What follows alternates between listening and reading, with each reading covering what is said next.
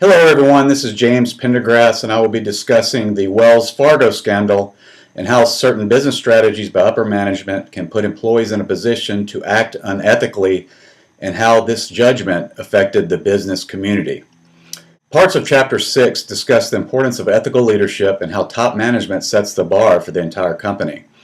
This case is a great example of how overtly aggressive management sales programs can cause employees to cheat, and a good case study for executives in the business community on the importance of actively monitoring your ethics compliance.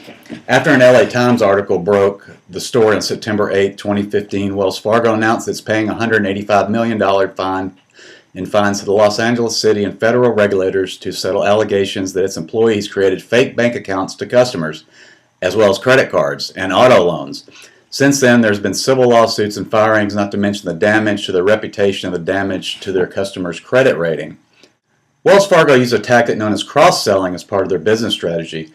They were known in the banking industry as the king of the cross-sell. The concept works like this. You sell product A, but your product also offers product B, C, and D. It makes sense to offer the current customer product A the other products your firm offers. As many of you know, the hardest part of any sales relationship is actually getting the customer. Once you get the customer and they're satisfied, it seems reasonable to offer them other products. The salespeople were compensated on how many of these products they sold and had daily goals. If you could not meet these goals, you were berated and eventually fired. These impossible sales goals created an atmosphere where employees started to cut corners in order to keep their jobs. Since they got credit for any new accounts opened, they would target the elderly and minority customers with English as a second language because they usually would not ask too many questions when fees appeared on their bill. When this would not work, they would simply open up new accounts with fake names. They would also open credit cards in customers' names without their consent, forging their signatures. Some would notice the yearly fees, some would not. So you're a salesperson, you're given a goal of, I want you to order, you have to open 6 accounts today.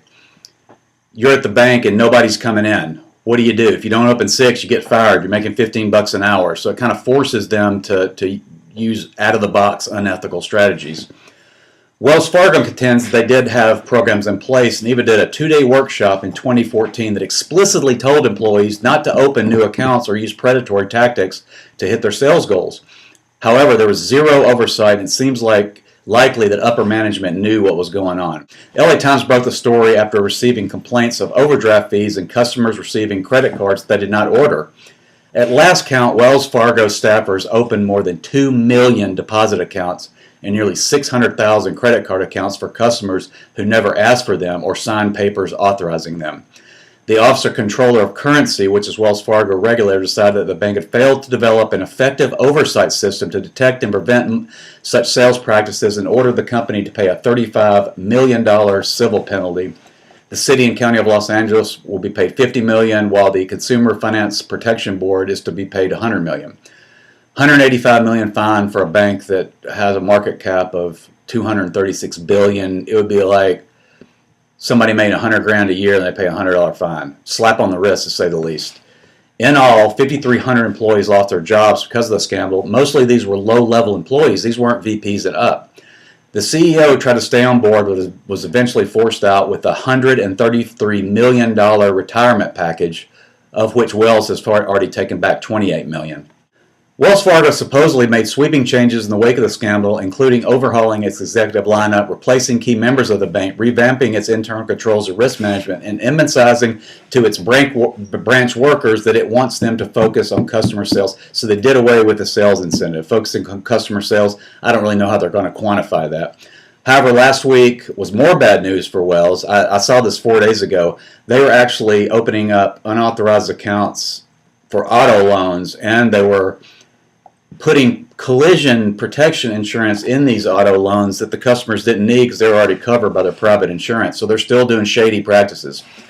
In my opinion, it was obvious that top management knew about these schemes and did nothing about it, even encouraged it by rewarding bad behavior. One branch in Santa Monica, I believe, had record sales. They would take these people, like 5 of the employees, like President's Club every year because they were opening so many accounts, opening so many credit cards, but all they were doing was making up fake names.